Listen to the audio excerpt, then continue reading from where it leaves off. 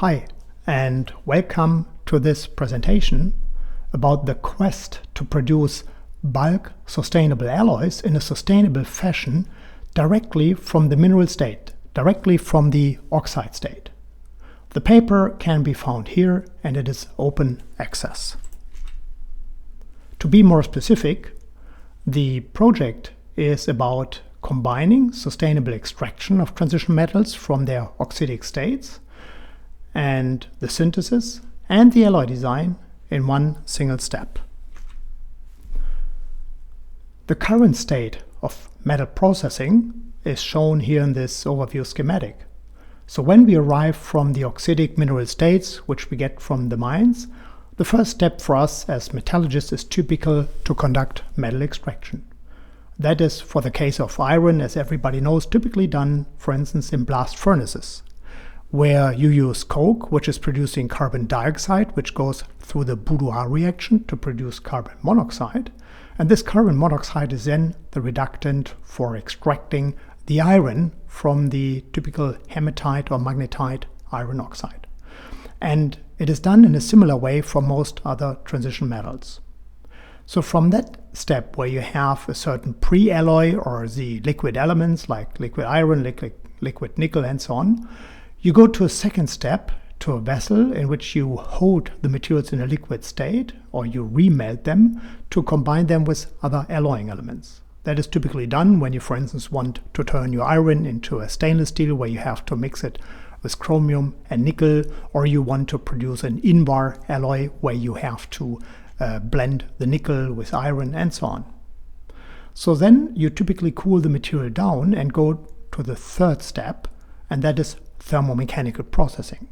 That follows our main guideline that the properties of many structural materials and alloys are often associated with a very specific thermomechanical treatment which lends the materials its desired properties, such as a certain grain size, texture, precipitation state, phase transformation, and so on. All these individual steps, as you typically see, are scaling, of course, with the melting point of these materials, which makes the process quite expensive because you always have to heat and cool huge amounts of bulk materials. And the alternative approach that we want to present in this little presentation is that we try to do this all in a single integrated step. Here you see the principle.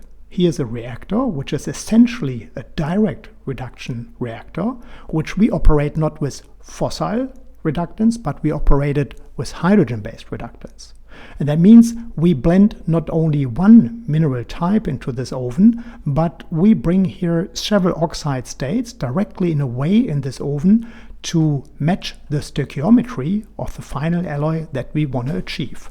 And then we adjust the temperature, the reduction state, and the kinetics and the densification in a way that we directly out of this process come out with the same type of bulk alloys we would have typically produced by this conventional but much more lengthy and expensive process. So that is the basic schematical idea. And as you can see here, this works very nicely. You see the actual experiments here, the oxide mixture, which we have put into a pellet form, and we put it then in this hydrogen-fueled direct reduction furnace, where after 50%, 85%, and full reduction, you get in this case where we had mixed nickel oxide and iron oxide directly an Invar alloy. So that really works very nicely. And the big advantage, of course, is that we are here combining a solid state operation. That means we do not need to melt the material, which saves a lot of energy, of course.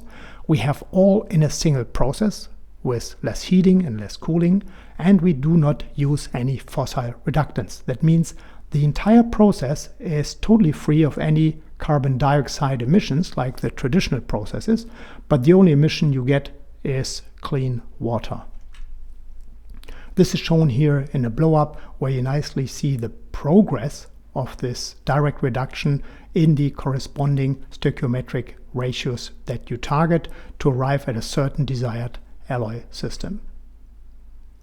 When you track that here, for instance, by the corresponding thermal expansion curves, you can indeed see that the Invar material that we have produced in that way has in principle very similar properties to the classical bulk Invar alloys that you can currently buy off the shelf.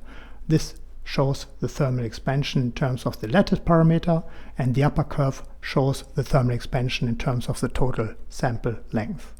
This is just to show that this process indeed delivers the Invar alloys that you're after with the corresponding properties that you're after, namely very small thermal expansion. The nice thing about this type of one-step metallurgical extraction, reduction and alloying is also that you can, from a thermodynamic perspective, assemble different type of oxides for which such a process is conceivable. You see here we operated this on nickel and on iron oxides, and when you plot the corresponding free energy balance between the oxidic state and the water state, and see here the enthalpy of mixing between iron and the other alloying element, then you can see that you have a couple of very nice sweet spots which are here easy to reduce, but would maybe undergo a phase separation, like in the case of copper, which you could co-reduce, but you would get copper precipitates, which is of course also a desirable target to have. Or you would arrive at a certain type of compound formation, or like here on the line where you essentially would have a solid solution state, like of course iron, nickel, cobalt, which solve into each other very nicely. On the other hand, when you have very hard to reduce materials like aluminum, titanium and so on, or even chromium and manganese are quite challenging to reduce by hydrogen, then these would be not necessarily directly amenable to such a process. That means we would adhere to this sweet spot around here where such a process could work. We tracked the change of the microstructural state and of the partitioning among the elements during these processes also by direct in situ synchrotron diffraction, as is shown here. And you can see nicely when you track the evolution of the lattice parameter as a function of time, as very highly resolved here by the synchrotron diffraction experiment, that indeed you first have the nickel oxide, which you see here for instance, transitioning into the pure nickel FCC crystal, as is shown here. While the iron oxide goes, as you know, through several phase transformations, starting with hematite. You first form the magnetite, what you see here, and the magnetite is then transitioning into the wüstite, FeO, which is then doing several things. It is not only transitioning directly into body-centered cubic iron, but the iron is starting to partitioning actually into the already nucleated metallic nickel.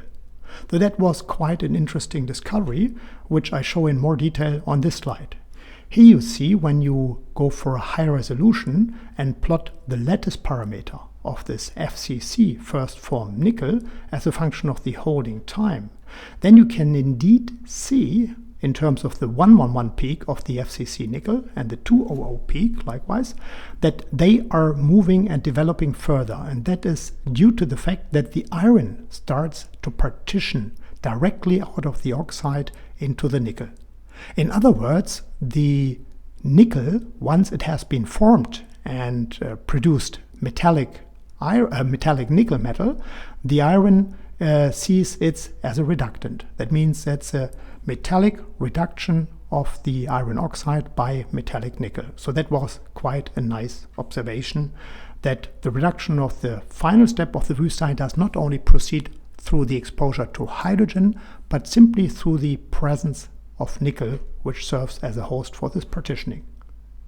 This is shown here in the schematic overview, where you see the starting conditions, where we have the iron oxides and nickel oxide powders, as we have started to charge them into this one-step metallurgical reactor, and then we charge the reactor by hydrogen, and the first reduction step brings, for instance, the hematite to the magnetite Fe3O4. Then we see in the next step that the nickel is already formed from the nickel oxide due to its reduction by hydrogen, and this metallic nickel is then adjacent to the remaining iron oxide, And as I have stated before and shown in terms of the change of the cyclotron lattice parameters, you see here that then the iron oxide starts directly to blend its iron into the already existing nickel. And that means you directly form an iron-nickel alloy out of a pre-existing nickel metal and the remaining iron oxide.